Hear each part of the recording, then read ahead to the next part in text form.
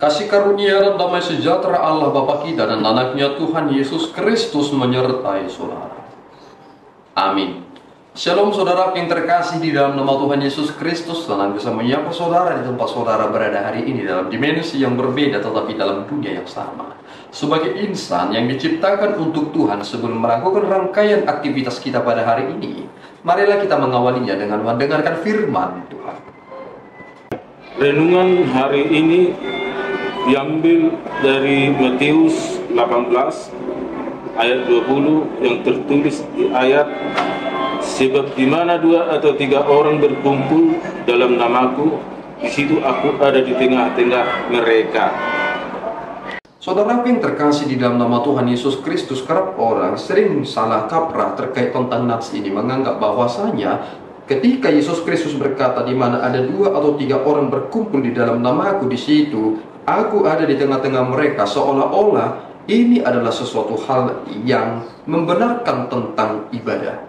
Seolah-olah ibadah itu baru sah jika ada 2 sampai 3 orang. Padahal sebenarnya ibadah itu juga adalah bagian antara pribadi seseorang kepada Allah. Itu bersifat personal, dan ada yang bersifat komunal, dan itu sebenarnya bagian dari pengertian tentang ibadah. Tetapi hal yang ingin dikatakan dari nats ini adalah terkait tentang menasihati sesama saudara.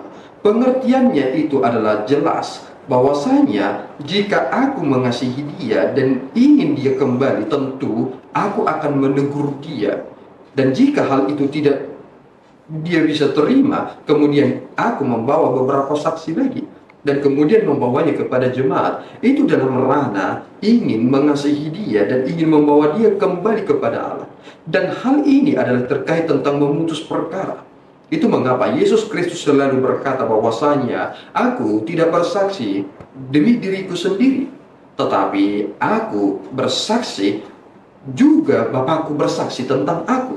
Hal itu ingin mengatakan bahwasanya sebuah kesaksian itu akan menjadi benar dan kuat ketika disaksikan oleh 2 orang. Jika saya bersaksi dengan apa yang saya pahami sendiri, orang mungkin akan ragu. Tetapi jika ada 2 orang telah bersaksi tentang sebuah peristiwa yang terjadi atau fenomena yang terjadi, maka orang akan berkata ini pasti benar. Hal inilah yang kemudian kita mengerti dari nats ini, bahwasanya apa yang Tuhan lakukan dalam perkumpulan itu.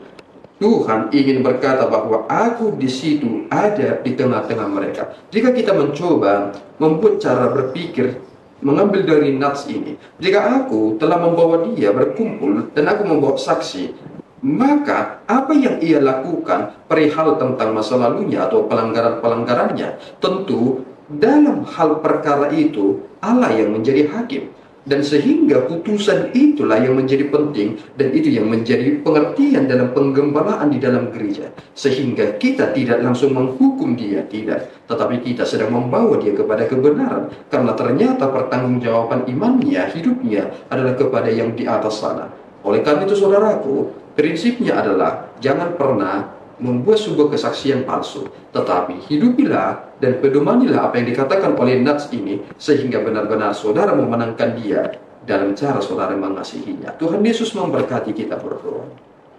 Ya Tuhan, kami bersyukur atas berkat-Mu. Engkau telah menyatakan kepada kami bukti bahwasanya kami harus saling mengasihi dan kami harus saling menegur dalam kesalahan yang terjadi sesama kami. Dan kami harus bisa memenangkannya, karena Engkau telah menyatakan kuat kuasa-Mu kepada kami.